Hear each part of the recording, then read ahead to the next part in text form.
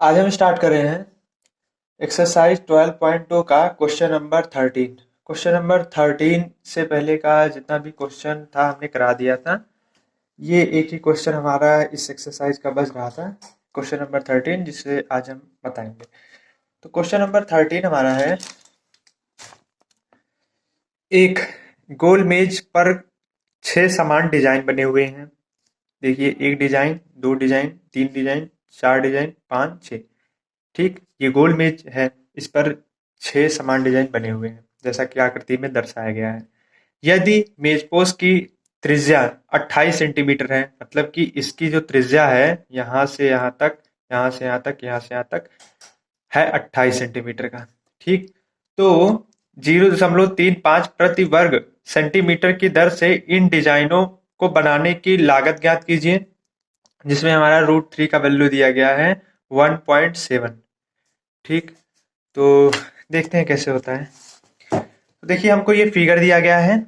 इस फिगर में हमको पहले क्या करना है, इस 6 डिजाइन का हमको निकालना है क्षेत्रफल। जैसे ही 6 डिजाइन का क्षेत्रफल निकल जाएगा, फिर हमारा लागत जो दिया गया है 0.35, उसमें हम करा देंगे मल्टीप्लाई, हमारा आ जाएगा आंसर। ठीक, तो हमारा पहला मोटो क्या है कि जितना भी 6 डिजाइन है ना, 1 2 3 4 5 6 डिजाइन है, 6 डिजाइन का क्षेत्रफल निकालना है। पहला मोटो क्या हमारा, 6 डिजाइन का क्षेत्रफल निकालना है पहले।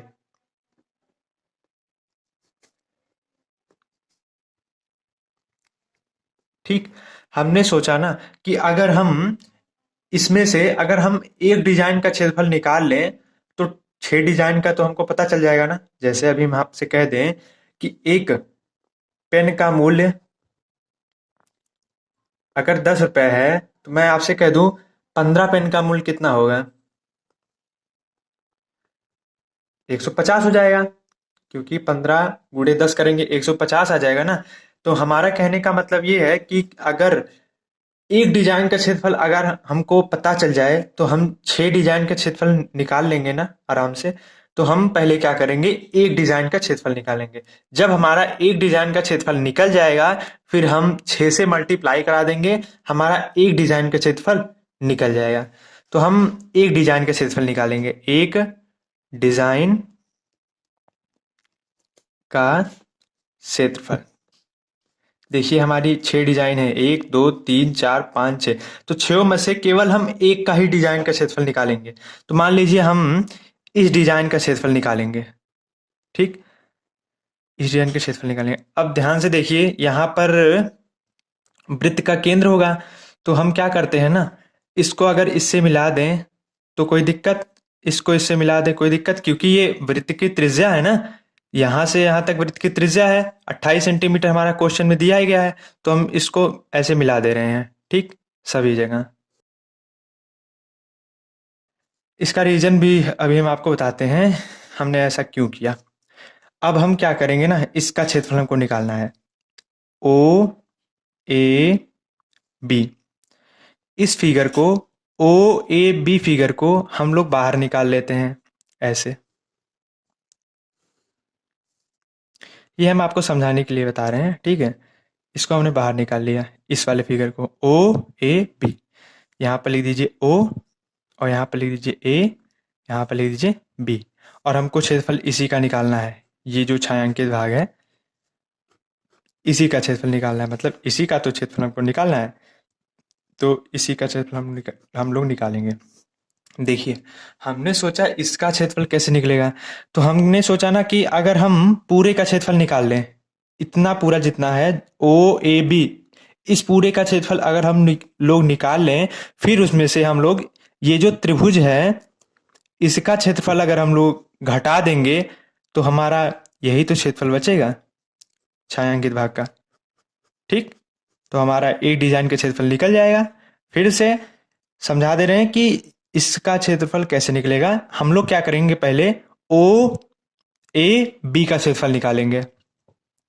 ओ ए बी का क्षेत्रफल माइनस ओ ए बी के क्षेत्रफल में से हम माइनस कर देंगे, मतलब घटा देंगे त्रिभुज का क्षेत्रफल ए ओ बी। ये हमारा त्रिभुज है ना, तो त्रिभुज ए ओ बी का क्षेत्रफल। यहाँ पर एक काम कर सकते हैं आप लोग, यहाँ पर डी लिख दीजिए, क्योंकि अगर हम लोग डी नहीं लिखेंगे ना तो ये भी देखिए ओ ए बी है, ये भी ए ओ बी है, तो दोनों त्रिभुज बन जाएंगे ना। तो हम यहाँ पर लिख दे रहे हैं, यहाँ पर हमने डी लिख दिया। अब ओ डी ए बी लिख दीजिए, मतलब तब तो हमारा पता चलेगा ना कि ये त्रिज्यखंड है। नहीं तो इसमें भी 3 बिंदु दिए थे, ए ओ बी, तो दोनों ही त्रिभुज लग रहे थे ना, इसलिए हम यहाँ पर डी लिख दे रहे हैं। यहाँ पर आप ऐसे लिख दीजिए ओ डी ए बी। ठीक, तो हमको ओ डी ए बी का क्षेत्रफल निकालना है, उसमें से हमको घटा देना है ए ओ बी का क्षेत्रफल। ठीक, देखिएगा कैसे होगा। एक डिज़ाइन का क्षेत्रफल बराबर एक डिज़ाइन का क्षेत्रफल बराबर ओ डी ए बी हमारा है क्या? ओ डी ए बी हमारा है एक त्रिज्यखंड, और त्रिज्यखंड के क्षेत्रफल का फार्मूला क्या होता है?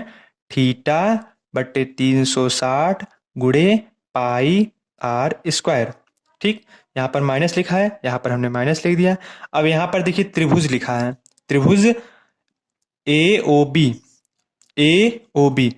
अगर आप लोग ध्यान से देखेंगे कि ए ओ बी कैसा त्रिभुज है? ए ओ बी हमारा समबाहु त्रिभुज है। कैसे पता चला हमको कि ये समबाहु त्रिभुज है? ऐसे पता चला कि क्योंकि देखिए हमारा यहां से यहां तक कितना है? 28 सेंटीमीटर है। क्वेश्चन में दिया गया है ना कि मेज पोस्ट की त्रिज्या जो है 28 सेंटीमीटर है, तो यहां पर भी 28 सेंटीमीटर है, यहाँ पर भी 28 सेंटीमीटर है, यहाँ पर भी 28 सेंटीमीटर है, यहाँ पर भी 28 सेंटीमीटर है, यहाँ पर भी 28 सेंटीमीटर है, यहाँ पर भी 28 सेंटीमीटर है। ठीक, ये 28 है, ये भी 28 है, और इनके बीच जो कोण बनेगा 60 बनेगा। अभी हम आपको बताते हैं कैसे होएगा। तो पहला काम हमारा क्या है? ये जो त्रिभुज है पहचानना है कि ये त्रिभुज है कैसा। त्रिभुज ए ओ बी हमारा त्रिभुज है कैसा? ये हमारा होगा समबाहु त्रिभुज। ठीक, क्योंकि यहाँ पर भी 28 सेंटीमीटर है और यहाँ पर भी 28 सेंटीमीटर है, और इसके बीच जो कोण बनेगा 60 डिग्री का कोण बनेगा। और हम जानते हैं कि अगर दो भुजाएं आपस में बराबर हैं तो उनके सम्मुख कोण भी तो बराबर होते हैं। तो यहाँ पर भी 60 होगा, क्योंकि यहाँ पर 60 है तो यहाँ 28 सेंटीमीटर है, यहाँ पर भी 28 सेंटीमीटर है। सम्मुख भुजा अगर बराबर है तो सम्मुख कोण भी बराबर होते हैं, तो यहाँ पर 60 डिग्री तो यहाँ पर भी 60 डिग्री। तो ऐसा त्रिभुज जिसमें सभी कोण बराबर होते हैं, या फिर आप ऐसे कह सकते हैं कि ऐसा त्रिभुज जिसमें तीनों कोण 60 डिग्री के होते हैं, उन्हें कहते हैं समबाहु त्रिभुज। ये हमारा समबाहु त्रिभुज पहचानने का तरीका है। तो हमारा काम केवल इतना ही था आपको समझाने का कि हमको पहचानना है कि त्रिभुज ओ ए बी कैसा त्रिभुज है। ओ ए बी हमारा समबाहु त्रिभुज है, और समबाहु त्रिभुज के क्षेत्रफल का फार्मूला होता है √3/4 भुजा स्क्वायर। भुजा इसमें कितनी है? 28 है, तो यहाँ पर हम ऐसे ही लिख देते हैं भुजा स्क्वायर हिंदी में। ये हमारा फार्मूला है, समबाहु त्रिभुज के क्षेत्रफल का फार्मूला है। अब ध्यान से देखिएगा, यहाँ पर लिखा है थीटा।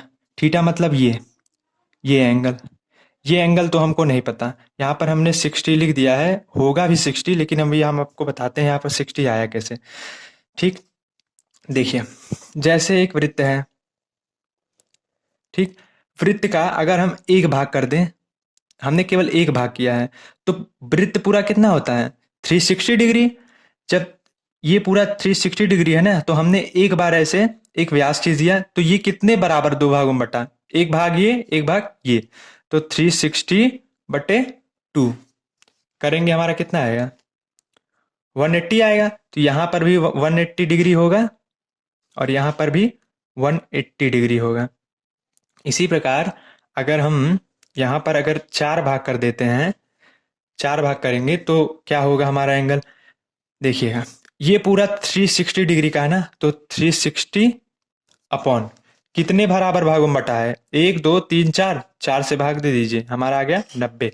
यहाँ पर भी 90 आएगा, यहाँ पर भी 90 आएगा, यहाँ पर भी 90 आएगा, और यहाँ पर भी 90 आएगा।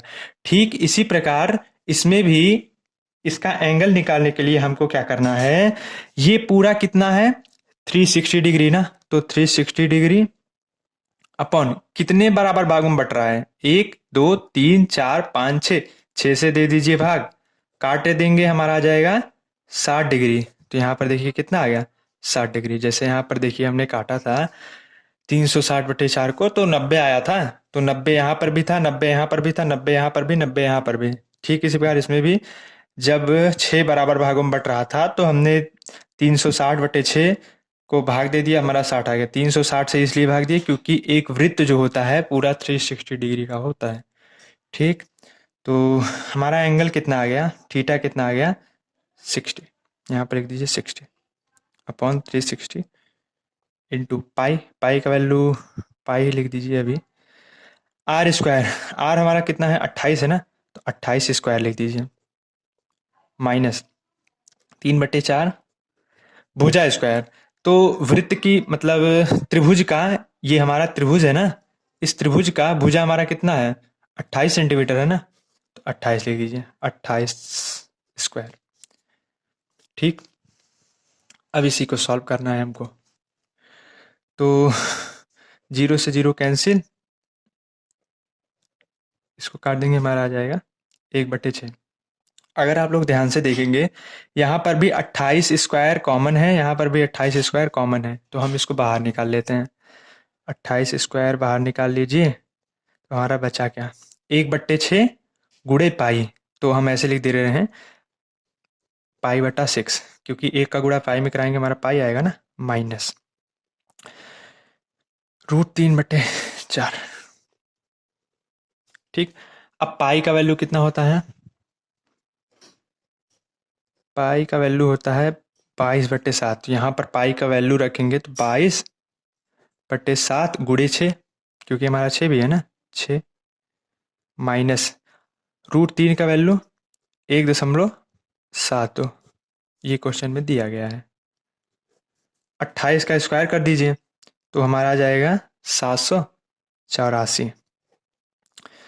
इसको गुणा करा देंगे, हमारा आ जाएगा 22/6 माइनस 1.72/4, काट दीजिए, 2 एकम 2, 2 एकम 2, 2 दूना 4, 2 एकम 2, 784। 21 का मल्टीप्लाई 4 में करा दीजिए, 84 आ गया। ठीक, 4 का गुणा 11 में करा दीजिए, 44 आ गया, माइनस यहाँ पर 21 है ना, 21 का मल्टीप्लाई 1.72 में करा दीजिए, 1.72 गुणे 21। ठीक, तो 784 44 माइनस, इसको जब हम मल्टीप्लाई कराएंगे तो हमारा आ जाएगा 35.7/84। ठीक, अब क्या करेंगे, 44 में से 35.7 घटा देंगे, तो इस लाइन को हम अगले पेज में लिख रहे हैं। तो जो लाइन नीचे लिखी गई थी वही लाइन हमने यहाँ पर लिख दिया। तो 784 गुणे 44 में से 35.7 घटा देंगे तो हमारा आ जाएगा 8.3 अपॉन 84। इसको काट दीजिए, तो हमारा आएगा 2 3 6, 2 9 18, 2 दूना 4, 2 चौका 8, 2 दूना 4, 3 एकम 3, सॉरी 2 एकम 2, 2 9 18, 2 छंग 12, 2 दूना 4, 2 एकम 2, फिर कटेगा, तो ये 3 से कटेगा, काट के देख लेते हैं। 9 1 10, 10 6 16, नहीं कटेगा। 7 से कट जाएगा, 7 से काट लेते हैं, तो 7 त्रिक 21, 7 दूनी 14, और यहाँ पर आ जाएगा 5, 7/56, तो हमारा आ जाएगा 28, और ये 3 यहाँ पर है ना, हम इस 3 को यहाँ पर लिख देते हैं, मल्टीप्लाई 8.3, तो हमारा आ गया सेंटीमीटर स्क्वायर। देखिए हमारा एक डिजाइन का क्षेत्रफल तो हमारा इतना आ गया 28/3 गुणे 8.3 सेंटीमीटर स्क्वायर, क्योंकि हमने आपको पहले ही बता दिया कि हमको 6 डिजाइन का क्षेत्रफल निकालना है ना। तो हम 6 डिजाइन का क्षेत्रफल निकालने के लिए क्या करेंगे, एक डिजाइन का क्षेत्रफल जितना आया है उसमें हम मल्टीप्लाई करा देंगे 6 डिजाइन का क्षेत्रफल। तो 6 डिजाइन का क्षेत्रफल बराबर, एक डिजाइन का क्षेत्रफल इतना है, तो 6 डिजाइन का क्षेत्रफल क्या होगा, multiply 6 multiply 28/3 into 8.3 centimetre square. ठीक, तो इसको कर दीजिए मल्टीप्लाई, इसका हम लोग मल्टीप्लाई करा देंगे, हमारा आ जाएगा 464.8 आ जाएगा, इसका जब हम लोग मल्टीप्लाई कराएंगे। ठीक, सेंटीमीटर स्क्वायर। अब देखिए क्वेश्चन में लिखा है कि 0.35 प्रति वर्ग सेंटीमीटर की दर से डिजाइन को बनाने की लागत कितनी होगी। ठीक, तो हम लोग मल्टीप्लाई करा देंगे, यहाँ पर 0.35 प्रति सेंटीमीटर स्क्वायर की दर से लागत बराबर, इसका मल्टीप्लाई करा देंगे, तो 0.35 इंटू 464.8, इसका हम लोग करा देंगे मल्टीप्लाई, तो हमारा आ जाएगा 162.68। यही हमारा क्या हो जाएगा, आंसर। इसी प्रकार ये जो हमारा एक्सरसाइज है 12.2, ये हमारा समाप्त हो गया है। अगली एक्सरसाइज हमारी है 12.3, इसमें भी हमको छायांकित भाग का क्षेत्रफल निकालना है। तो शेष आगे वीडियो में बताया जाएगा। धन्यवाद।